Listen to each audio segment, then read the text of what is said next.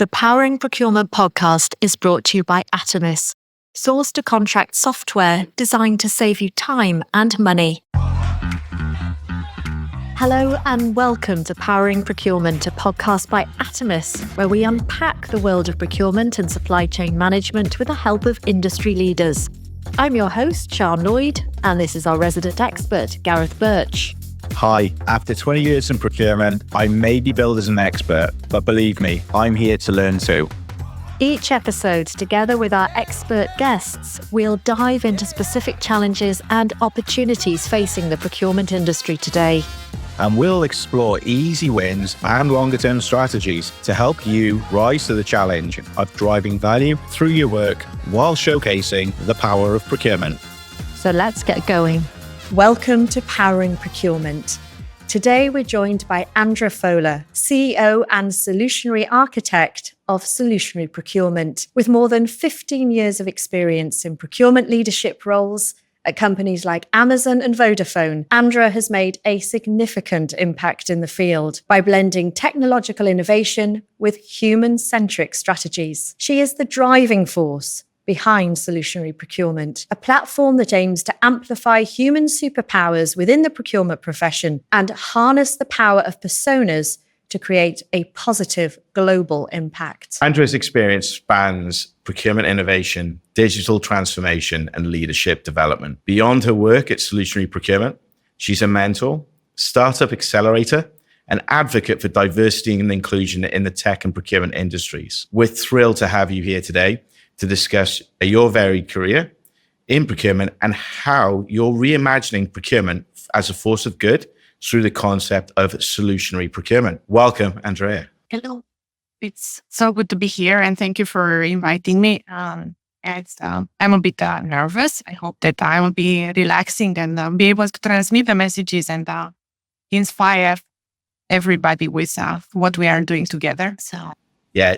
You'll be fine. You'll be fine. Andra, it's great to talk to you today, and we're really interested to hear more about your story. We know that procurement can be a profession that people tend to fall into. That's not always the case, but we'd love to hear a little bit about how you got into the industry in the first place. So to rewind the clock a bit and to hear some of the steps along that journey, please. Thank you. Sure. I will happily share my story.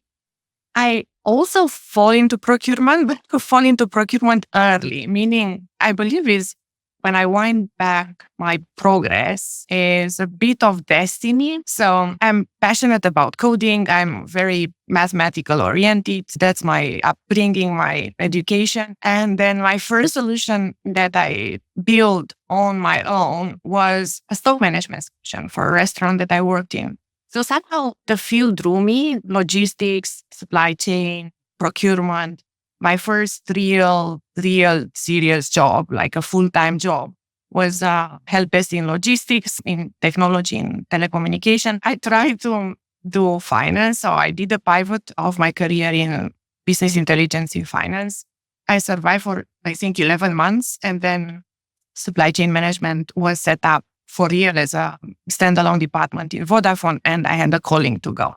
So I fall into it, but with a calling, it would be my summary. It's really interesting. So weirdly, I fell into procurement all those years ago as well. And my background was I was in IT, and I had to reinstall a piece of software on the head of procurement's PDA that long ago, a PDA. And literally just started chatting to him, exploring what he did, how they, like his lovely office, lovely view, all of this. And it was the first time I was really introduced to procurement. And immediately it was interesting, the negotiation side, the external relationship, internal relationship. And then once I put my foot in the door, exactly the same. I absolutely loved the career. And although kind of coming into the Atomis world, I still have my foot in the door with procurement, which is fantastic. But then bring the procurement lens into the business, which from a technology perspective, both of my worlds, my interests are kind of encapsulated in the same area. But yeah, I think only one person I know who's actually wanted to go into procurement. I'm not surprised. Yes, that's the trend. But I think in your case is where the magic happens, and it's your story is amazing. How I can build it on 5 personas and everything that I'm doing, because when you marry these interests and your superpowers in areas of fashion, like you do with tech and procurement, this is where magic happens. This is where you can really, really make a difference, stand out, and have a differentiator. So yeah, I'm happy to hear. So one of our core missions at Atomus is to elevate procurement professions and emphasize the strategic role of procurement and what we can bring to the top table. One of our main reasons we started thinking about the podcast was to really put the spotlight on procurement and go beyond to focus on how rewarding of a career procurement can be. So I wanted to ask, how do you think procurement roles have evolved since the start of your career? Maturity curve. So it started with very tactical sort of job where you would do a basic purchasing, maybe some buying, a bit of contracting, creating a bit of order in the chaos, putting processes and systems in place and so on. And now in the last years, I see an acceleration of getting up in the value chain. We become more and more owners of strategic, I think, pillars like the entire ecosystem management, right? So everything that a company creates around partnerships, you see more and more M&A. Obviously, you see everything around sustainability that is owned heavily by procurement. So we are a growing baby now, starting becoming full-grown adult, that it's time to take ownership, I think, in the impact that we can truly, truly create. And it's fantastic to see that it remains a small community. So somebody wrote about DBW meeting as it's a small village. So everybody knows everybody. So when you think of the impact that we can create in procurement, because you can lead amazing organizations very quickly, and you can drive a voice and a direction, and we can really understand the impact that we can have as a community, as an industry, because we are small enough to be able to create this change and impactful enough to really roll it out in the world. So it's really exciting to see. It's really interesting to hear you talk about it as a community. And Gareth is obviously an expert and part of that community, and very much a layperson and learning an awful lot as I go along. So perhaps I'd like to ask you quite a basic question in a way, which is to explain really what solutionary procurement is. What inspired you to create it? What's the backstory and the aim, really, Andra? Thank you.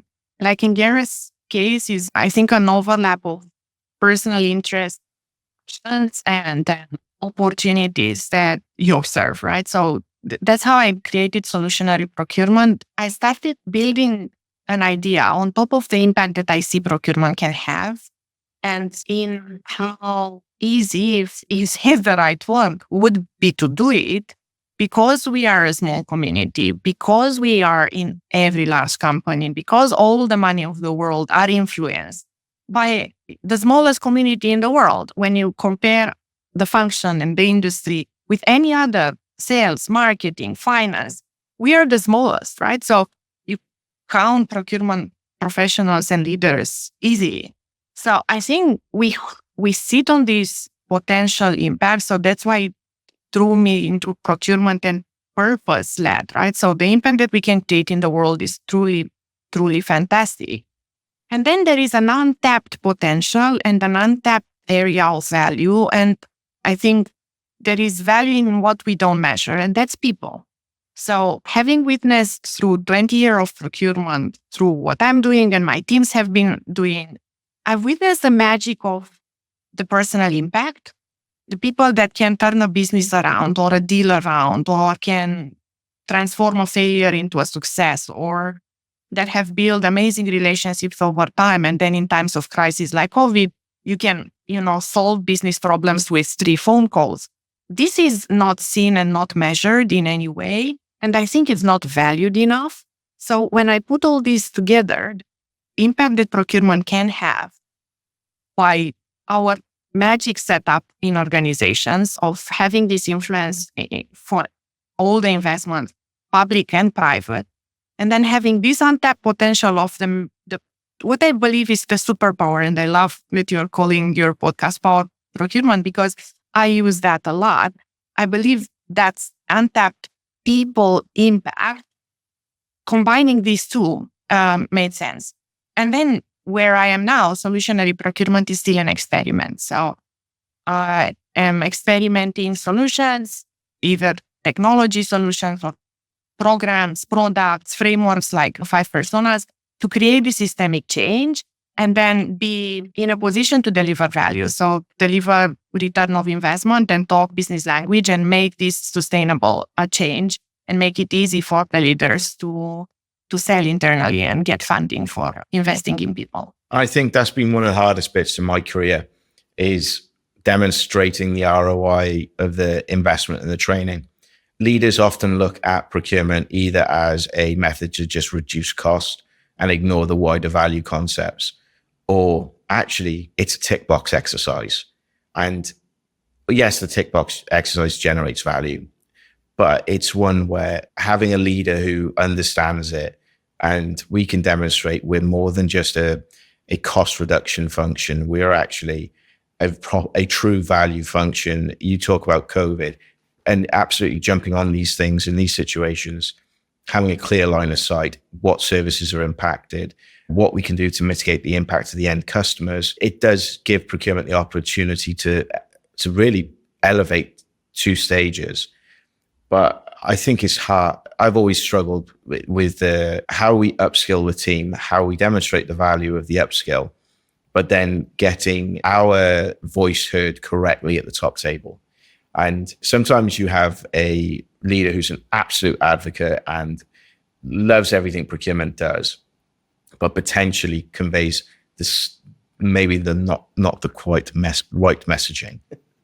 But it is one where it seems really interesting, because within this, you've talked about the 5 personas framework. Could you explain that a little bit more? So I've read it, but it's always great when you read it, you may not interpret it as it's meant.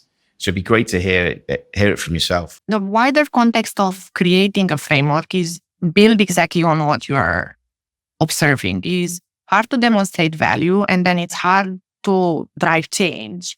And in order to do that, you need a systemic approach. Otherwise, you are missing one element. Either you miss the value measurement, you miss receiving the signals of change, or you miss the language to explain, or you miss, I think, enough vision or inspiring mission to attract and so on, right? So in order for us create this change where it's hard, it's a huge industry that works on people and people development that has the same challenge for many, many, many years of demonstrating ROI of investment in people.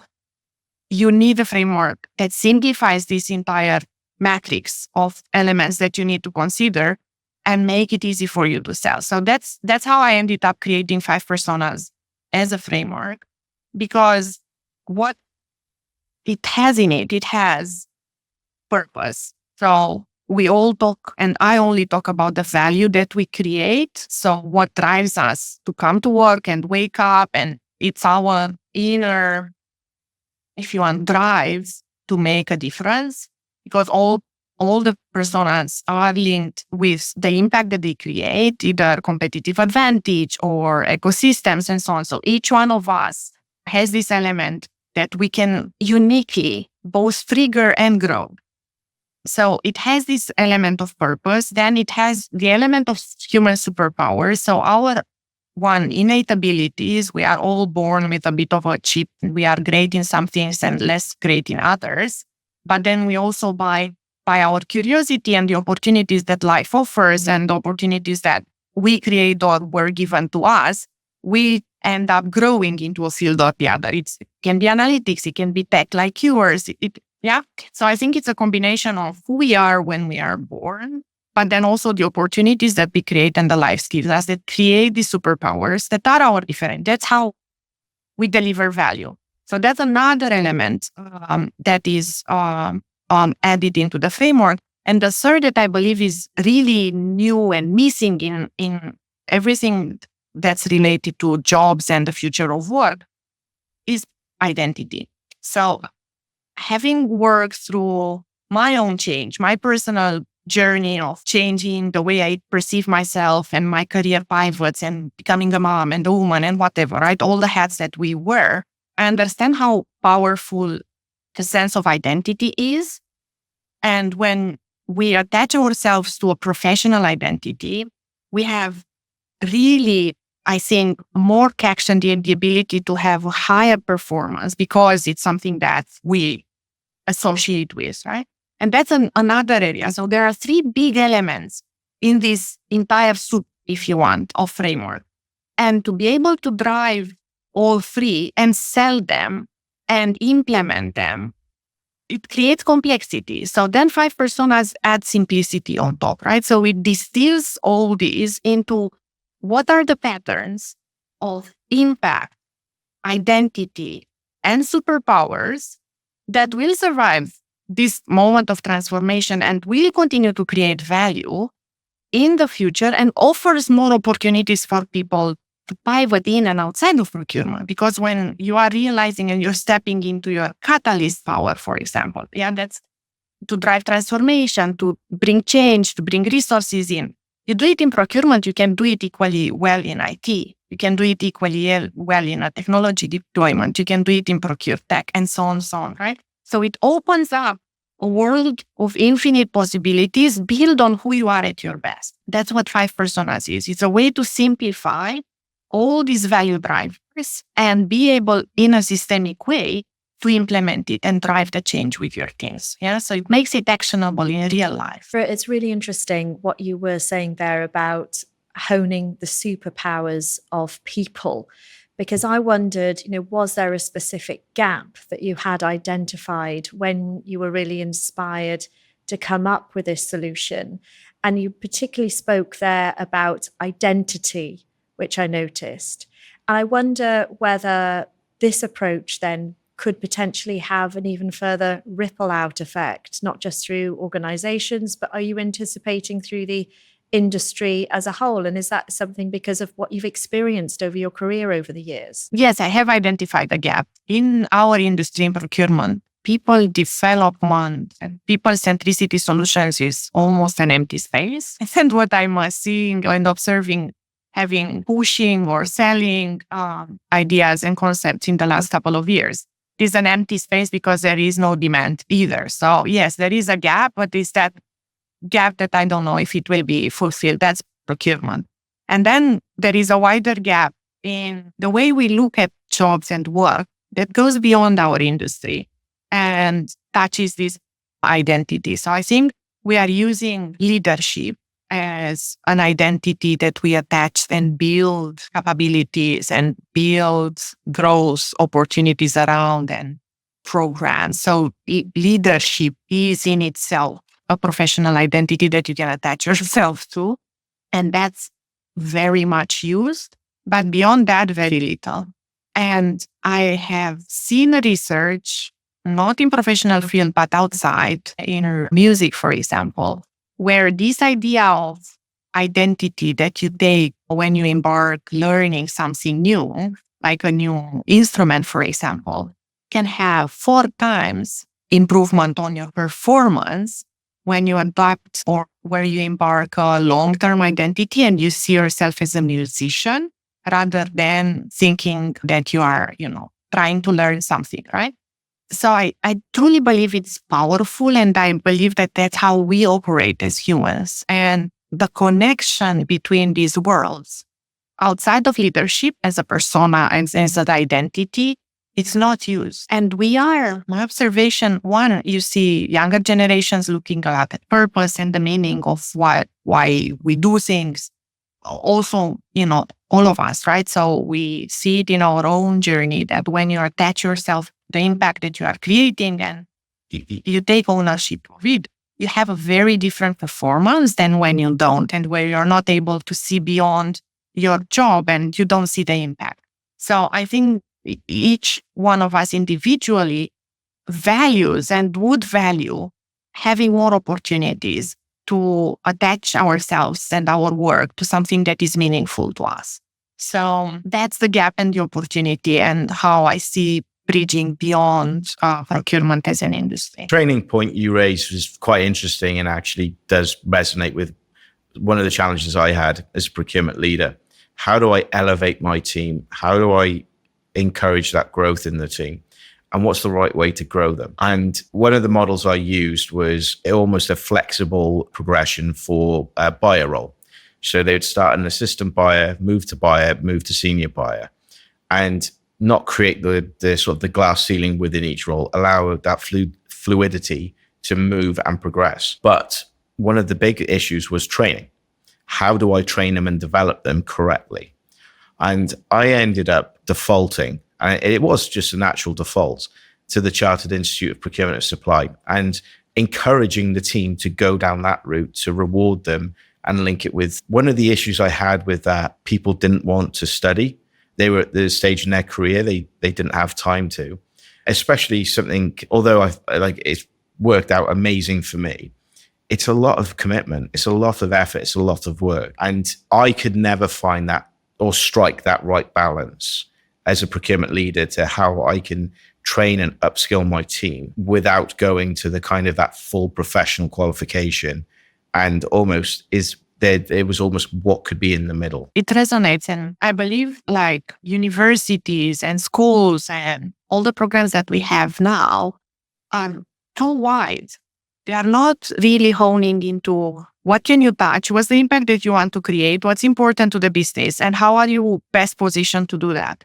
So it's not looking at the individual and growing into their superpowers, right? It's trying to provide a wide curricula that requires time and a lot of investment that professionals that work don't have it at hand.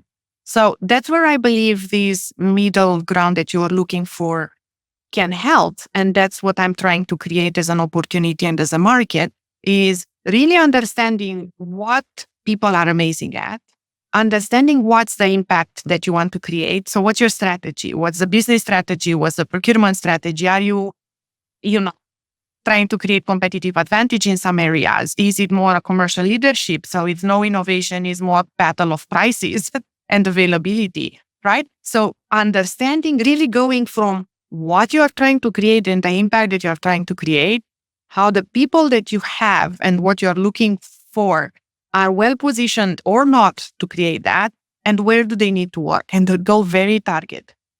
That, I believe, would be a more pragmatic approach, because you are investing really where it truly matters, in what it truly matters, rather than putting people into things that are extremely wide that they will use maybe 10% out of, and not to mention that a lot of the curricula that you would need is missing.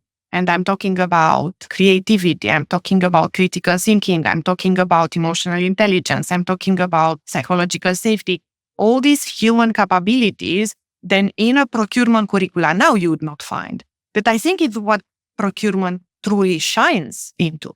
Yeah, so these are the gaps that I am trying to fulfill, right? So these, if you want targeted intervention, if you want to call it, on what I am amazing at and what the business needs. And then I have a very targeted investment, and then focusing on what truly matters. And that's our human superpowers, especially when we look at the future where we will have more and more AI taking out of knowledge work and more technology covering a lot of the things that we do now with people. Our humanity will make a difference. Standing amazingly in our human shoes and doing what we do at a higher level, that will make a huge difference for businesses and for our lives. So yes, it resonates, your experience. I had the same, and that's why I'm building what I'm building, yeah. It's quite interesting, the reference to AI. So AI is something, as a business, we're looking at how AI can help procurement. What can AI bring to make procurement more effective and more efficient? And there's definitely the concept with, is AI going to replace me? And my view of the world is very much, no, it's there to help you. But then I suppose what are the challenges you're facing within the persona model, if any, that AI or the threats AI could bring? I'm a true believer in, and also I believe that, change is inevitable. And if you don't harness the benefits of it, it's not going to make a difference. I have a business that does also and brings AI in technology, where I think in a future beyond next 10 years, nobody can truly see how we are going to change at a macro level. There are many macro elements at play, from social unrest to globalization or localization and so on, that will dramatically shift how the world looks. But until then, there are some safe bets. And my safe bet for businesses is human capital. And why? Because I believe technology is becoming cheaper and it will level the playing field, right? Companies will have access to buy your technology or mine in equal levels with not an exorbitant price, because it is becoming cheaper and cheaper. That's what the law of technology has been in the last 30, 40 years. And when technology becomes accessible, then where you can differentiate yourself is through human capital. So investing in people, independently on how the world will evolve, being able to, foresee it or not, is a safe and the safest bet that we have at hand. And we can see the change coming, and we see this knowledge work shift that industrialization brought 150 years ago for another part of our work life, that we transform what we do. And changing people takes time. It takes time. Even when you want to change, it takes time. I think my change journey, I'm doing it for 3 to 4 years, reinventing myself, repositioning as an entrepreneur and upskilling and rethinking what I'm doing. And I'm immensely motivated to do it. And it's still very hard because it's a lot of fear and a lot of pushback internally from my sense of identity, from who I am, from where I bring value. So it takes time, right? That's the nature of who we are. And if we don't invest early, then we will find ourselves too late, at a moment where we won't be able to shift and turn and produce this change. So that's how I see the world of a leader taking decisions now. I believe if we are waiting for somebody to foresee how the future will look beyond 6 to 10 years, I think it's low probability. So what we can do now is isolate the safe bets. So what we make and create a business differentiator. And that's for me, it's human capital. Andra, we've had some great thoughts from you throughout this podcast, and really I've certainly learned a lot. You've given us the big thoughts, but also I think we have really delved quite deeply into what all this is about. We're going to head to our final comments now, and we do like to ask our guest one particular question in particular. But before we go to that, I know that Gareth's got a burning question, haven't you, Gareth? So we can't have you on the podcast without asking your time at Amazon. As an Amazon customer and as a procurement professional, it's very much of interest to me. And I believe you were instrumental in setting up their supplier management program. What was your strategy going into that? And what was the strategic outcomes you were looking to obtain? Because from my view, that is a significant undertaking with a lot of complex moving parts. Yes, it's true. And first, I want to acknowledge the fact that Amazon is a fascinating organization from a culture, language, processes, dynamics, frameworks, language. So it gave me hope that people can change, truly. It's fascinating to see how people land in Amazon and then in 2 months they speak Amazonian. So that's the merit of Amazon.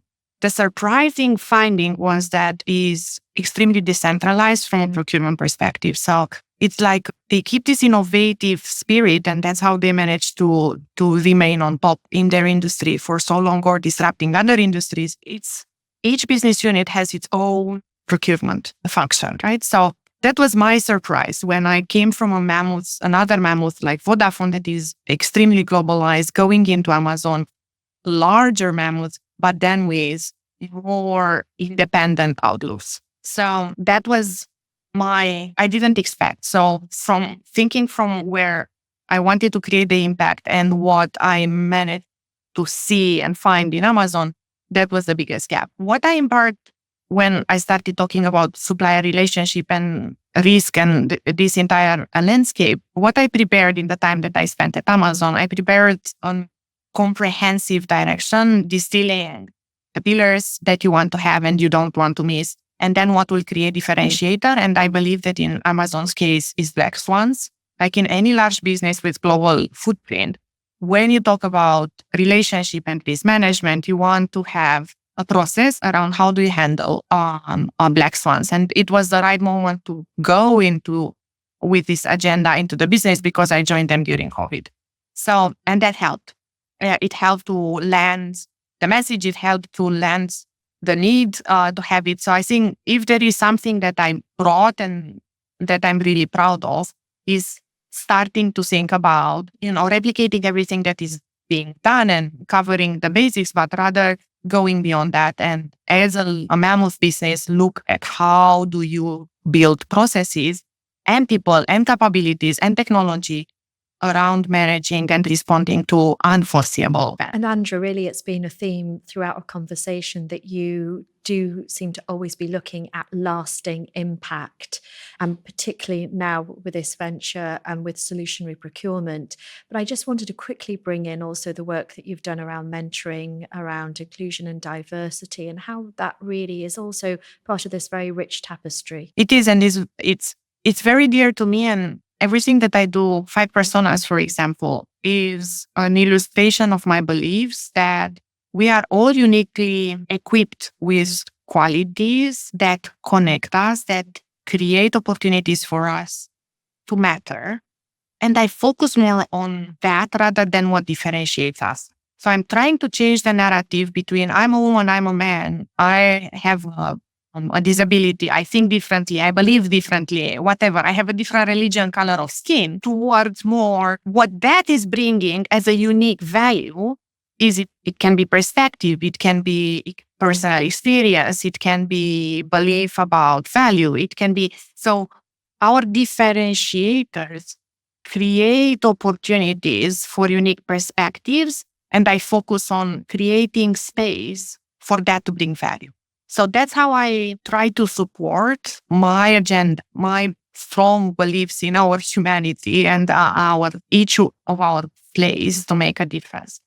And I'm trying to create systemic processes or framework or solutions to enable that, to change the narratives, to not focus on our differences, but rather focus on our values. As a woman in leadership and also as a woman in tech, I've always been one of the very few and the youngest in my field and one of the very few women. And a lot of the narrative that I experienced was trying to fit in somebody else's shoes. I'd be more assertive, be more like something else, rather than seeing what I am uniquely equipped because I'm a woman and because I'm Romanian and because I am young and whatever, my differentiator was.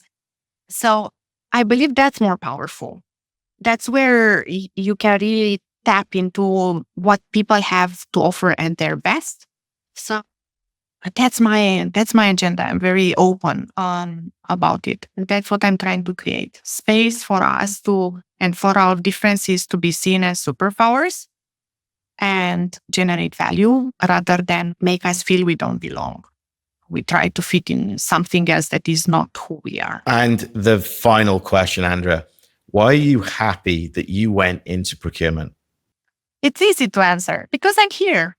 It's led me to a path of excitement and new and change, and I love change. I'm an architect. By the way, if you're wondering who I am from the 5 personas, I like to build things, and working in procurement has given me the space to do that, to bring new things, to create impact, to connect, to understand businesses, have something new every day too. So it fits with who I am. So that's why I'm really happy. And it feels like, circling back to how we started the podcast. It's destiny. No, it's been great having you on the podcast and great to hear from you. Thank you for having me, and well done. And keep on pushing and keep on driving the agenda and keep on talking about it. And it's fantastic what you're doing. If I can support with anything, I'm always here. So well done to you. Thank you for having me. That wraps up this episode of Powering Procurement. We hope you enjoyed that as much as we did.